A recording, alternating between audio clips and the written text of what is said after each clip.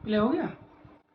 जय हिंद साथियों, स्वागत है आपका ऑनलाइन प्लेटफॉर्म में। और ये जो कक्षा है हिंदी की टॉपिक वाइज चलने वाली है।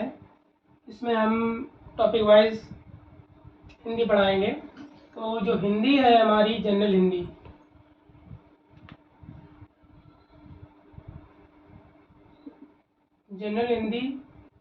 सभी स्टेट के लिए है। जिस किसी भी एग्ज़ाम में हिंदी आएगी उसके लिए है। तो सबसे पहले हम जान लें कि टॉपिक कौन कौन से होते हैं और क्वेश्चन कहाँ से बनते हैं। तो उन टॉपिक की हम बात करने वाले हैं।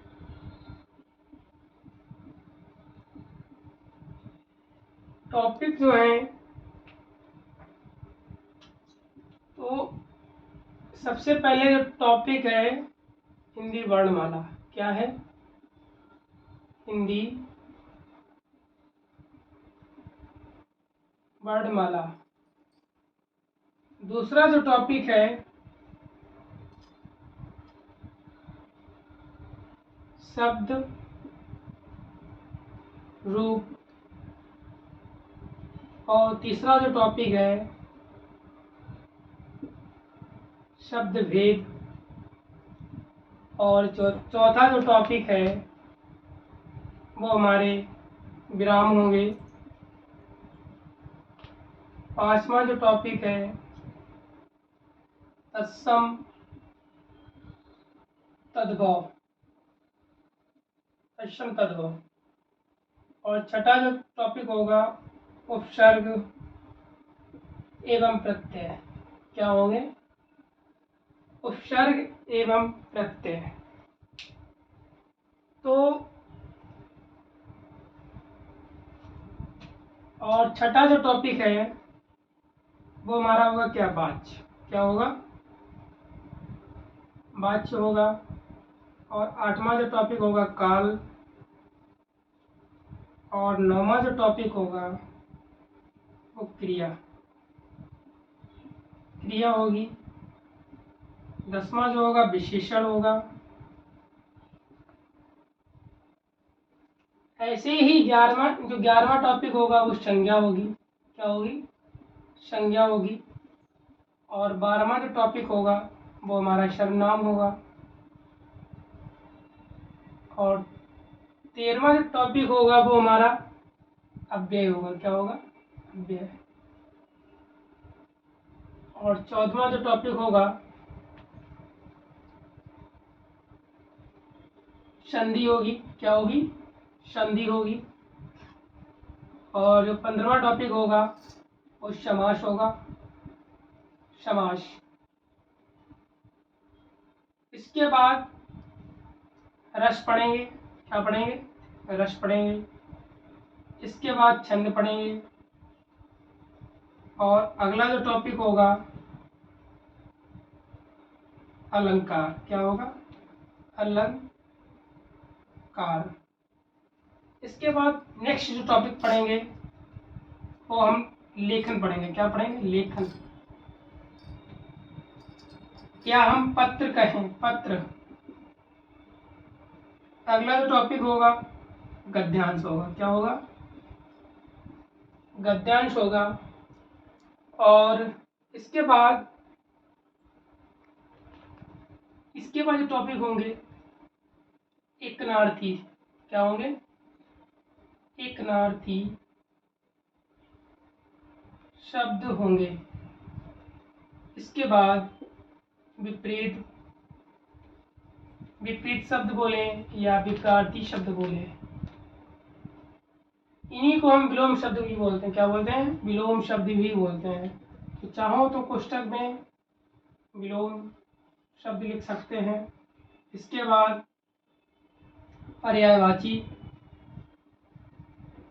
पर्यायवाची शब्द होंगे।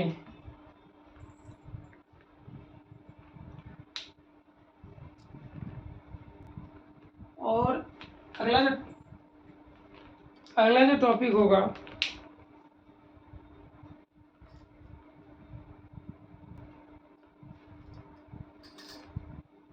अगला जो टॉपिक होगा वो हमारा होगा वाक्य। इसके बाद हम निपात पढ़ेंगे। क्या पढ़ेंगे? निपात। इसके बाद हम कारक पढ़ेंगे और इसके बाद अनेक शब्द के लिए एक शब्द, अनेक शब्द के लिए एक शब्द। इसके बाद पढ़ेंगे समुचित शब्द या भिन्नार्थक शब्द वो लेते हैं, भिन्नार्थक शब्द। इसके बाद हिंदी में काव्य है। जैसे काव्य की बात करें तो हिंदी साहित्य, तो हिंदी साहित्य पढ़ेंगे। हिंदी साहित्य में हम बताएंगे बोलियां हैं और भाषाएं हैं और जितनी रचनाएं हैं इन पर हम चर्चा करेंगे। तो चाहो तो 30 पॉइंट बनाकर रचनाएं, क्या लिख सकते हैं? रचनाएं, रचनाएं। इन पर टॉपिक वाइज क्लास चलेगी और ये हमारे हिंदी में जितने भी कॉम्पिटिटिव एग्जाम हैं तो इन्हीं टॉपिक से क्वेश्चन आते हैं। तो हम टॉपिक बाय टॉपिक पढ़ेंगे और ये जो क्लास होगी फ्री ऑफ कॉस्ट होगी। यूट्यूब पे हमारी कुछ क्लासें फ्री ऑफ कॉस्ट होंगी और हमारे ऐप जो है, ऐप में हमारी ये परचेज करनी पड़ेंगी। तो हमारा ऐप है एग्ज़ाम वेब, एग्ज़ाम वेब, ये हमारा ऐप है। इस पे आपको हिंदी की क्लास परचेज करनी पड़ेगी। ऐप का क्या नाम है? एग्ज़ाम वेब ऐप, ये हमारा ऐप है।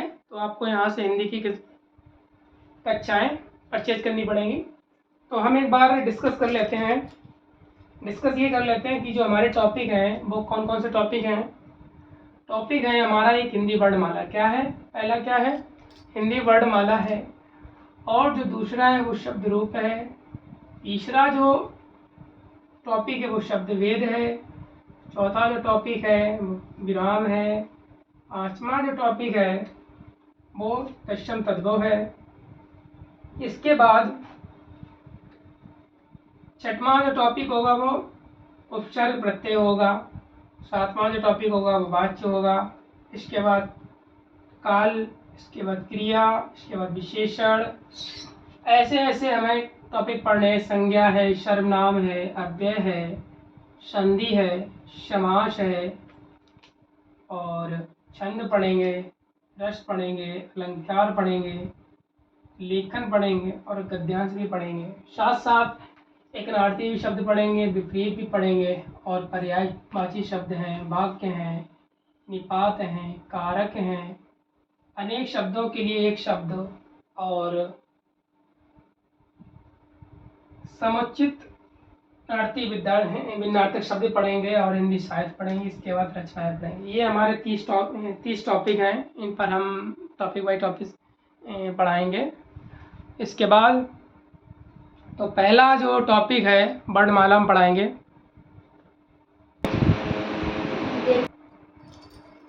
तो ये जो क्लास है हमारी डेमो क्लास है, इसमें हम सिर्फ हिंदी के टॉपिक बताएंगे और कुछ पर हम चर्चा भी कर लेंगे जिससे कि आप हमारी जो हिंदी की क्लास है परचेज कर सकें।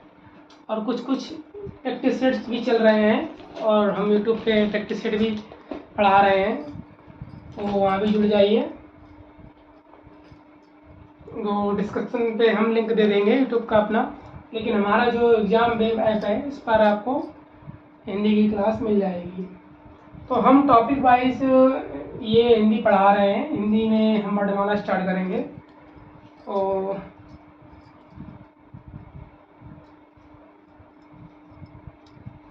सबसे पहले जो पहला टॉपिक होगा वो हमारा हिंदी का पहला टॉपिक होगा वर्णमाला। तो वर्णमाला आप लोगों को दिख रहा है ना? आप लोगों को दिख रहा है? चलिए ठीक है, दिख रहा है तो ठीक है। तो वर्णमाला में हम पढ़ेंगे। तो वर्णमाला किसे कहते हैं? वर्णमाला हिंदी का महत्वपूर्ण टॉपिक है। तो वर्णों के समूह को क्या कहते हैं? वर्णों के समूह को क्या कहते हैं? वर्णमाला कहते हैं। क्या कहते हैं? वर्णमाला कहते हैं।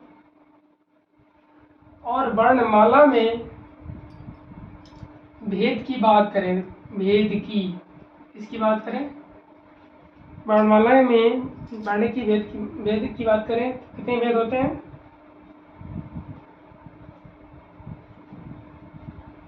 कितने भेद होते हैं? 2 भेद होते हैं। कितने भेद होते हैं? 2। और हम वर्णमाला में वर्णों की संख्या की बात करें, वर्णमाला में वर्णों की संख्या 52 होती है। कहीं कहीं 41 भी मिलेगी, कहीं कहीं 39 मिलेगी, पर उसको हम बताएंगे किस वजह से मिलेगी। लेखन के हिसाब से है और उच्चारण के हिसाब से है। तो फिलहाल अभी मूलतः जो वर्णों की संख्या है वो कितनी है? 52 है। अब हम बात कर लें भेद की। तो भेद जान लें, भेद होते कौन कौन से हैं। भेद में सबसे पहला भेद है, क्या है? स्वर है। क्या है? स्वर है। दूसरा जो है व्यंजन है। पहला भेद क्या है? स्वर है। और दूसरा भेद क्या है? व्यंजन है।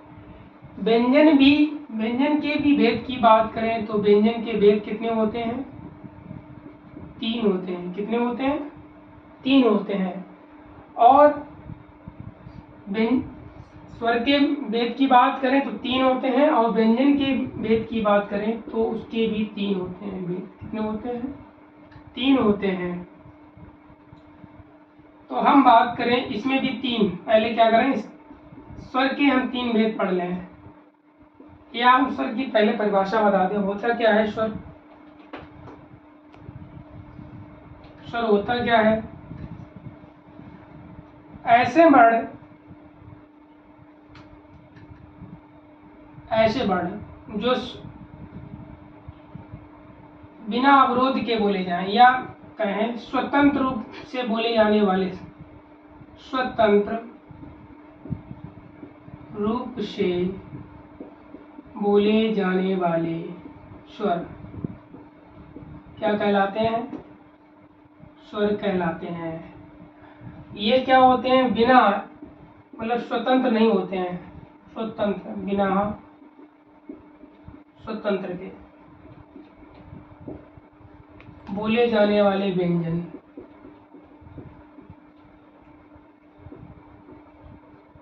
क्या कहलाते हैं?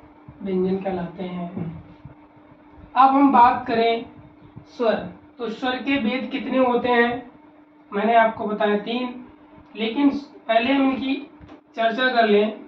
होते क्या है? एक संख्या की बात कर लें। किसकी बात कर लें? संख्या की बात कर लें। फिर इसकी मात्राएं की बात कर लें। इसके बाद हम भेद की बात कर लें। तो 1 बाई 1 दिख रहा है ना यहाँ तक? तो संख्या, स्वर की संख्या कितनी होती है? 11। कितनी होती है? 11 होती है। और 11 कैसे जानेंगे? तो हम 11 लिख भी देते हैं।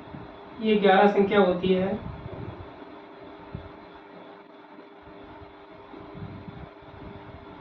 इसमें री ऋषि नहीं काउंट किया जाता है। क्या नहीं काउंट किया जाता है? री ऋषि नहीं काउंट किया जाता है।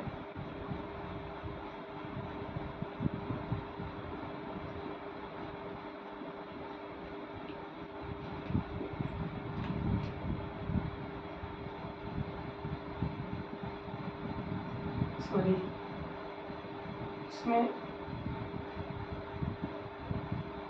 4 5 6 7 8 9 10 11, देखिए छोटा हो बड़ा हो गया, छोटा हो, ऋषि नहीं लेंगे। ठीक है, अब हो गए 10। 3 3 6 5 11। ठीक है,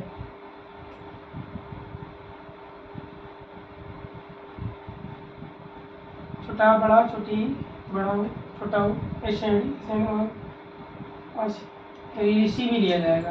क्या लिया जाएगा? ऋषि भी लिया जाएगा, तब जाके ये सारे क्या कहलाएंगे?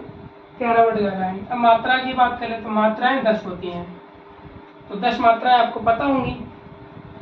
और हम भेद की बात कर ले तो भेद मैंने बताए हैं 3। कितने बताए हैं भेद? इतनी बहुत ज़्यादा हो रही है, तो यहाँ तक दिख रहा है ना? अब हम बात कर लें तो इतना तो समझ में आ गया है। वर्णों के शब्दों को क्या कहते हैं? वर्णमाला कहते हैं। वर्णमाला के भेद 2 होते हैं। कौन कौन से होते हैं? स्वर होता है, एक व्यंजन होता है। ठीक है। वर्णमाला के वर्णों की संख्या कितनी होती है? 52 होती है। इसके बाद हम भेद की बात करें तो स्वर ऐसे स्वतंत्र रूप से बोले जाने वाले शब्द या व्यंजन, स्वर वो क्या कहलाते हैं? स्वर कहलाते हैं। और जो बिना स्वतंत्र के रूप से बोले जाने वाले व्यंजन कहलाते हैं। तो हम सबसे पहले स्वर की चर्चा कर रहे थे। स्वर में मैंने पढ़ा है कि संख्या कितनी होती है? स्वर में संख्या 11 होती है, मात्राएं 10 होती हैं और भेद 3 होते हैं। तो हम भेद आपको यहाँ बताएंगे। भेद यहाँ बता दे रहे हैं हम आपको। तो स्वर के जो भेद होते हैं 3 होते हैं। कितने होते हैं? 3 होते हैं।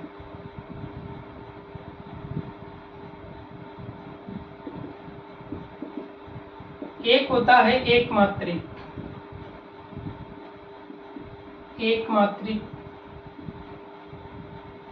इसको ऐसे लिख देते हैं हम।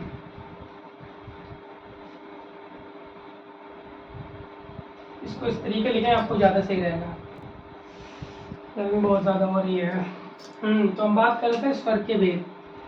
तो स्वर के भेद मैंने बताए हैं 3। कितने होते हैं? क्वेश्चन आता है स्वर के भेद कितने हैं? स्वर का ह्रस्व है, दीर्घ है और प्लुत। तो प्लुत जो है इसको बोलते हैं एक मात्रिक। क्या बोलते हैं? एक मात्रिक। इसको बोलते हैं द्विमात्रिक। और इसको त्रिमात्रिक। क्या बोलते हैं? त्रिमात्रिक स्वर। ह्रस्व स्वर की संख्या कितनी होती है? तो 4 होती है। कितनी होती है? 4। दीर्घ कितनी होती है? दीर्घ की 7 होती है। और प्लुत की 1। ऐसे 3 है, 3 एक ही होता है। तो हम बताएंगे कैसे। तो इतनी बात समझ में आई आपके? मैंने भेद बताया, स्वर होते हैं, दूसरा व्यंजन होता है। दूसरा क्या होता है? व्यंजन होता है। तो सबसे पहले हम स्वर पढ़ रहे हैं। स्वतंत्र रूप से बोले जाने वाले स्वर कहलाते हैं। इनकी संख्या कितनी है? 11 है। इसके बाद मात्राएं 10 हैं। मात्राएं तो आपको आती होंगी ना, मात्राएं भी लिखनी पड़ेंगी।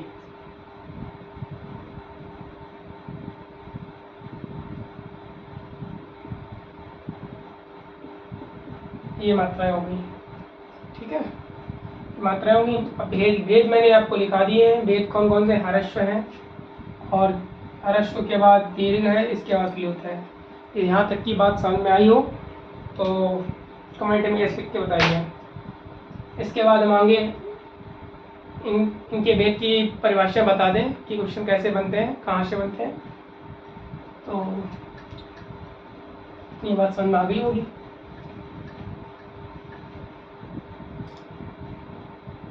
तो देखिए ह्रस्व क्या होता है? ह्रस्व और एक होता है दीर्घ होता है। एक होता है प्लुत। क्या होता है? प्लुत। ये जो सारे क्या हैं? ये स्वर के भेद हैं। क्या है? स्वर के भेद हैं। तो इसलिए बस तो बहुत ज़्यादा गर्मी है। तो स्वर के हमने बताए थे, ह्रस्व है, दीर्घ, प्लुत। ये नंबर 1 है, नंबर 2 है और नंबर 3 है। और ह्रस्व स्वर की बात कर लें, इनकी संख्या कितनी है? संख्या 4 है। दीर्घ स्वर की संख्या कितनी है? दीर्घ स्वरों की संख्या कितनी है? 7 है। संख्या कितनी है? संख्या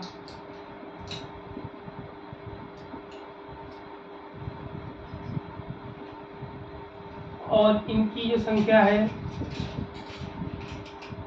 7 है। हर्ष होता क्या है और दीर्घ क्या होता है, इन पर हम चर्चा कर लेते हैं। हर्ष जो होता है जिसमें कम वायु की आवश्यकता पड़े, इसमें दीर्घ हर्ष से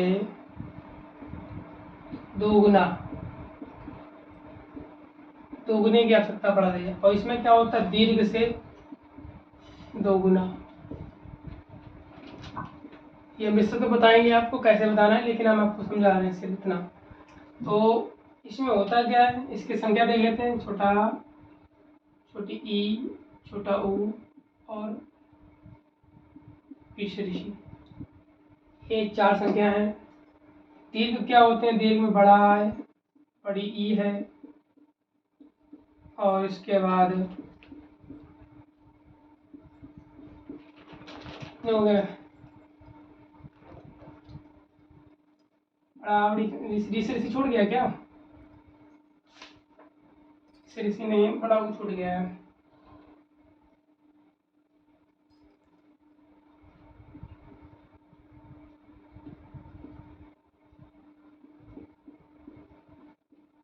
तीन 3 6 एक साथ हो जाएंगे।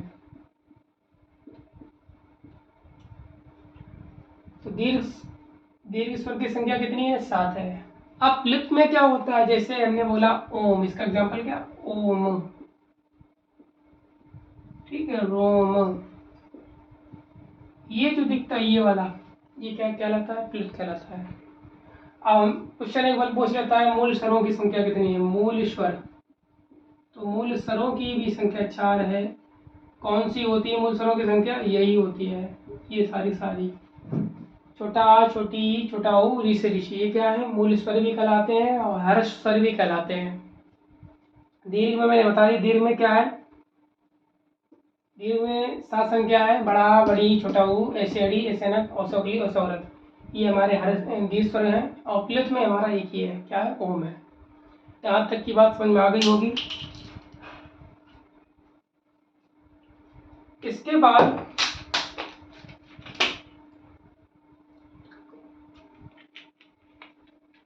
हम व्यंजन की बात करेंगे।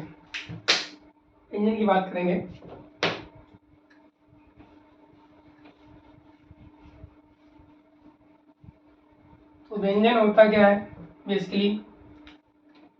तो व्यंजन हमने बताया था, व्यंजन में भी 3 प्रकार हैं। क्या है? 3 प्रकार हैं।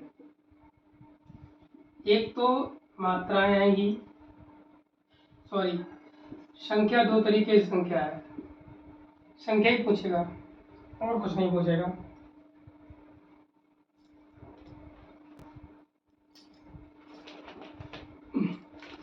तो व्यंजन में एक तो मूल संख्या पूछ लेता है, मूल संख्या। एक पूछ लेता है कुल संख्या। कितनी पूछ लेता है? कुल। तो मूल संख्या जो होती है वो कितनी होती है? 33। कितनी होती है? 33। और कुल संख्या होती है 39। कितनी होती है? कुल 33 में भी 4 हो गए संयुक्त के, 4 हो गए अंतस्थ के, तो ये मिलकर, और इसमें क्या आता है? 4 + 4 + 2 द्विगुण, टोटल 41 बनते हैं। इसमें बनते हैं 37, 4 41। नहीं, ऐसा नहीं, को समझा देता हूँ, गलत हो रहा है। देखो, कुल संख्या जो है 33 है। कितनी है? 33। इसमें कुल संख्या कितनी है? 39। ठीक है, इतनी बात समझ में आ रही? 25 स्पर्श के होते हैं, 4 हमारे अंतस्थ होते हैं, 4 सूक्ष्म होते हैं। टोटल हो गया 25, 4 29 और 4 33। कितना होगा 33। बात समझ में आई। 25 कौन से स्पर्श वाले हैं, ये अंतस्थ वाले हैं, ये ऊष्म वाले हैं। बात समझ में आई है। अब बात करें इसमें तो 25 तो हमारे होंगे स्पर्श वाले, 4 अंतस्थ वाले, 4 ऊष्म वाले, 4 जो होंगे बहुत संयुक्ताक्षर होंगे प्लस 2 और होंगे, कुल मिलाकर 41। कितने होंगे 25 4 29, 29 2 31, 31 8, 31 8 तो 4 3 12, 2 14, 14 और 25 39, 41 है 39 हो गए ना सारे। ये बात समझ में आई है। अब इनकी हम बात कर लें भेद की। भेद जो होते हैं इनके भी भेद 3 होते हैं। क्या होते हैं 3। एक तो अंतस्थ होता है, क्या होता है अंतस्थ व्यंजन।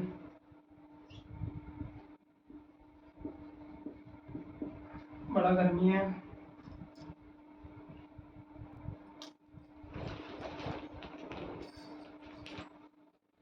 गर्मी तो बहुत ज़्यादा है। तो बात करें अंतस्थ व्यंजन। दूसरा जो है स्पर्श व्यंजन होता है, स्पर्श व्यंजन। तीसरा होता है संयुक्त व्यंजन या उष्म का, संयुक्त नहीं उष्म आएगा, उष्म व्यंजन। तो स्पर्श व्यंजनों की संख्या कितनी होती है 25 होती है, अंतस्थ व्यंजनों की संख्या 4 होती है और उष्म व्यंजन की संख्या भी 4 होती है। कितनी होती है?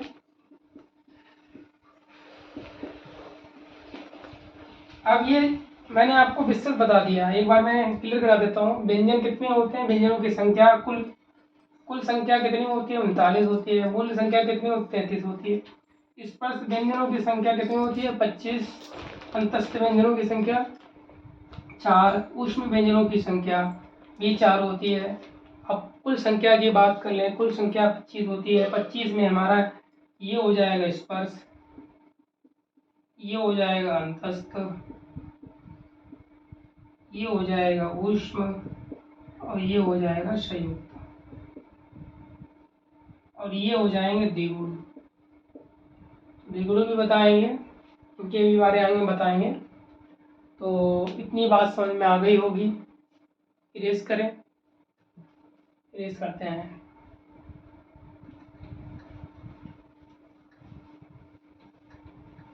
हाँ, तो हम बात कर रहे हैं स्पर्श व्यंजन कौन से हैं। देखिए स्पर्श व्यंजन जो होते हैं, स्पर्श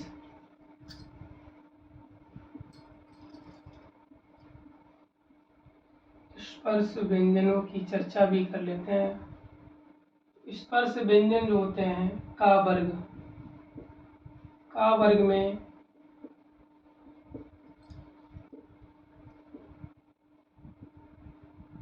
चा वर्ग होगा, चा छा छा जा और वहाँ टा वर्ग होगा। टा वर्ग में टा ठा डा णा ञ। इसके बाद ता वर्ग होगा। ता वर्ग में ता है, था है, दा है, दा है और ना है। आ वर्ग में आ, हा, बा, भा और मा। ये सारे देखिए 5 का है, इसमें भी 5, इसमें भी 5, इसमें सारे कितने हैं 5 5 5 और 5, टोटल कितने हो गए। तो 25 संख्या किसकी है, 25 संख्या किसकी है स्पर्श व्यंजनों की संख्या, तो मैंने बता दिया है।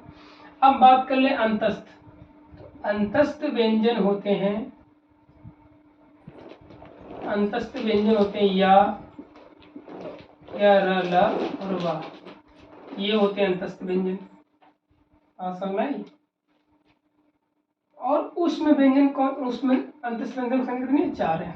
ऊष्म की बात कर लें, ऊष्म व्यंजन भी 4 होते हैं। कौन कौन से होते हैं? शा, शा, शा और हा, ये हमारे क्या है? ऊष्म व्यंजन है। अब बात कर लें संयुक्त व्यंजन। तो संयुक्त व्यंजन जो होते हैं, संयुक्त व्यंजन, तो संयुक्त व्यंजन कौन से होते हैं? छछत्री है, तर्तशूल है, ज्ञानी है, और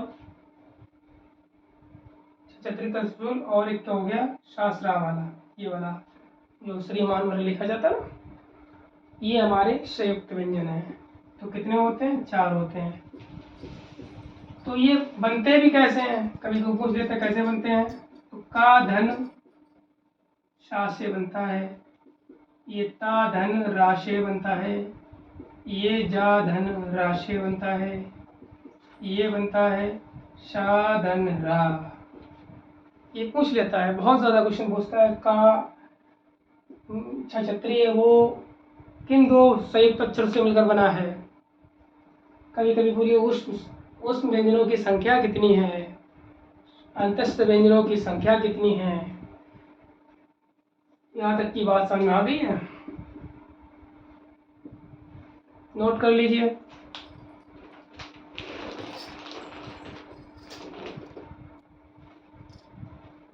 यहाँ तक की बात समझ में आ गई है? स्पर्श व्यंजनों की संख्या 25, अंतस्थ व्यंजनों की संख्या 4, ऊष्म व्यंजनों की संख्या 4 और संयुक्त व्यंजनों की संख्या भी 4। अब हम बात कर लें, तो इतनी बात तो समझ में आ गई होगी।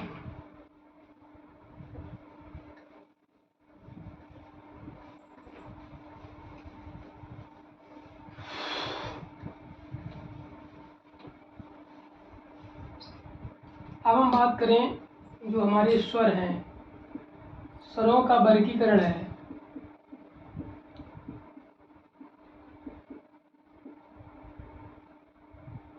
स्वरों का वर्गीकरण कितने प्रकार से किया गया है? एक तो उत्पत्ति के आधार पर किया गया है, दूसरा कालमान, कालमान के आधार पर,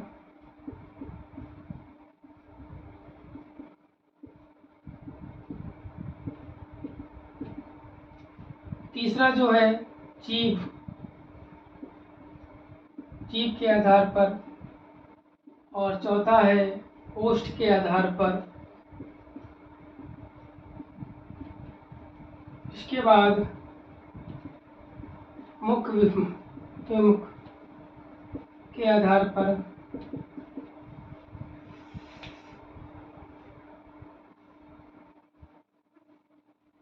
और एक बच रहा है हमारे पास उच्चारण के आधार पर, उच्चारण के आधार पर। तो स्वरों का वर्गीकरण निम्न प्रकार से है। एक तो उत्पत्ति के आधार पर है, और दूसरा कालमान के आधार पर है, जीभ के आधार पर है, ओष्ठ के आधार पर है, और उच्चारण के आधार पर है, मुख विवर के आधार पर है। तो इनका हम 1 बाय 1 देखेंगे। तो सबसे पहले उत्पत्ति और कालमान के आधार पर देख लेते हैं। यहाँ तक देख रहे ना? यहाँ तक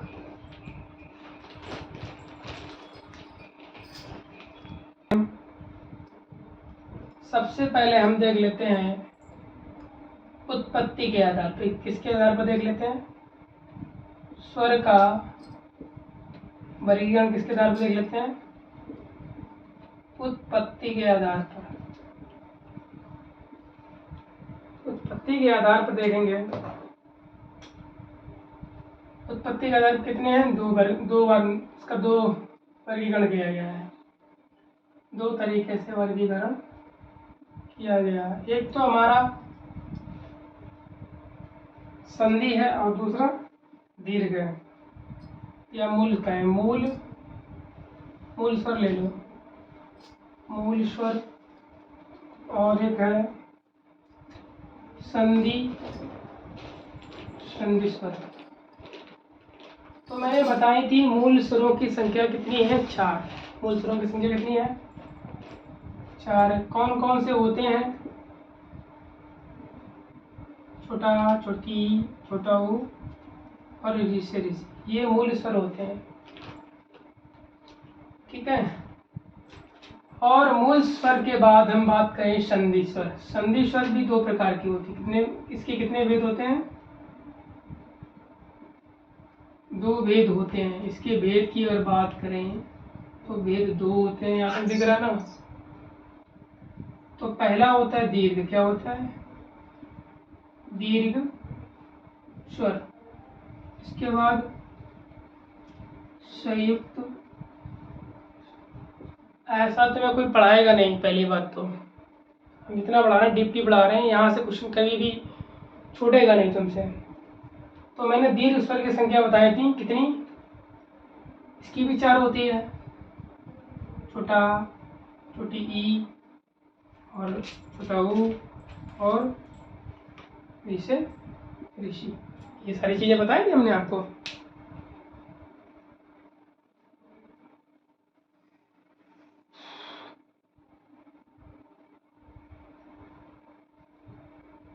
लेकिन अब जैसे हम इसमें छोटा मिला देते हैं तो ये बड़ा आ बन जाता है। ठीक है। छोटी ई मिला देते हैं, जमा कर देते हैं तो इसमें बड़ी ई हो जाती है। इसमें छोटा ऊ मिला देते हैं तो बड़ा ऊ हो जाता है। इसमें क्या होता है? इसका कुछ भी नहीं होता है, खाली रहता है, ब्लैंक रहता है। लेकिन हम संधि स्वर बताएंगे, पहले हम दीर्घ की बात कर लें। दीर्घ की ही बात कर लें। दीर्घ में चार लिख लीजिए। और संधि स्वर जो बनते हैं वो किससे बनते हैं? संधि स्वर होते हैं, ठीक नहीं रहा है ये संधि स्वर। संधि स्वर के अंदर संयुक्त स्वर है। ठीक है। ये बनते कैसे हैं? ये बनते आ धन में ई जोड़ेंगे, इसके बाद इसमें जोड़ेंगे ऊ। चलो इसका जो इसकी चर्चा हम बाद में कर देंगे, बता देंगे। जैसे मैंने संयुक्त व्यंजन बताया, स्वर है। संयुक्त स्वर और संयुक्त व्यंजन में दोनों में अंतर है। अब संधि स्वर में जो मेन चीज है,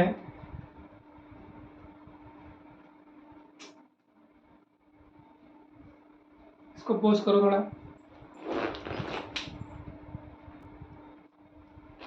दिमाग खराब हो रहा है, वीडियो भी नहीं शूट हो पा रहा है। हाँ, तो हम बात करें संधि स्वर। संधि स्वरों में हमने दीर्घ स्वर बताया, एक संयुक्त स्वर बताया है। तो ये चार हो गए, ये तीन होने चाहिए। तो इसमें क्या, अगर इसमें हम ये जोड़ेंगे तो ये बनेगा बड़ा आ। इसमें छोटी ई जोड़ेंगे तो बड़ी ई बनेगी। और इसमें ऊ जोड़ेंगे तो बड़ा ऊ बनेगा। ये हमारे क्या है? ये हमारे क्या है? दीर्घ स्वर है। और ये हमारे क्या है? संयुक्त स्वर है। अब संयुक्त स्वर बने कैसे हैं, इन पर भी हम चर्चा करेंगे। ठीक है। तो संयुक्त स्वर यहाँ तक दिख रहा है ना? संयुक्त स्वर। संयुक्त स्वर में आ धन ई बराबर और आ धन ए बराबर, ये हो जाएगा ए, ये हो जाएगा एसएडी, ये हो जाएगा औ धन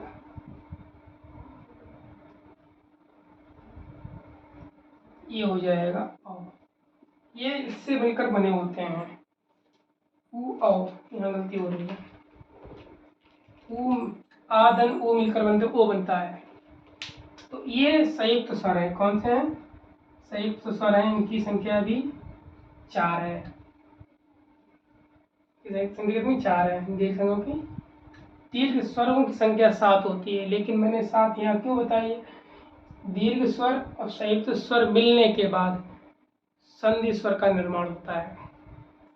इतनी बात तक समझ में आ गई होगी। और हम चलते हैं कालमान के आधार पर। कालमान के आधार पर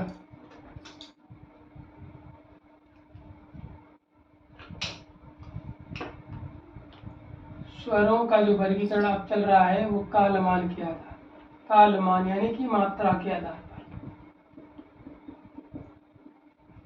तो कालमान के आधार पर भी 3 वर्गीकरण है। कितना है? छोटा छोटा बता दें। एक तो दीर्घ है, एक हमारा, सॉरी गलती हो रही है, ह्रस्व है, एक हमारा दीर्घ है, एक हमारा प्लुत है। मैंने इनकी परिभाषा पिछले पार्ट में बताई थी, लेकिन यहाँ भी बता रहे हैं। इसमें क्या होता है, ह्रस्व जिसमें कम समय लगे, क्या लगे?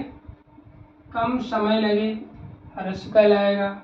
इसमें क्या होगा, ह्रस्व का दोगुना, जो ह्रस्व के दोगुने समय लगेगा उसको दीर्घ बोलेंगे। इसके बाद इसमें दीर्घ से 2 गुना समय, 3 गुना समय, या ह्रस्व का 3 गुना मान लें, ऐसे मान लें, ह्रस्व का 3 गुना। जिसमें ह्रस्व का 3 गुना समय लगेगा उसको प्लुत बोलेंगे, जिसमें ह्रस्व का 2 गुना लगेगा समय उसको दीर्घ बोलेंगे, जिसमें कम समय लगेगा उसको ह्रस्व बोलेंगे। तो मैंने ह्रस्व की संख्या भी बताई थी, कितनी बताई थी? 4 संख्या बताई थी, ये 4 संख्या होगी। दीर्घ की संख्या कितनी बताई थी हमने? इसमें 7 बताई थी। तो बड़ा आ, बड़ी ई, छोटा ऊ, बड़ा ऊ, फिर इसके बाद एशेड़ी, एशेनक, औसे ओकली, और औसे औरत। आज गर्मी बहुत ज़्यादा है।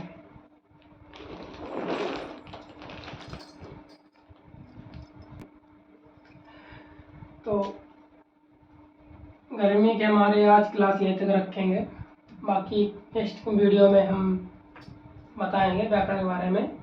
तो हाँ, हम बात कर रहे हैं प्लुत। प्लुत क्या होता है? प्लुत में 3 गुना समय लगता है।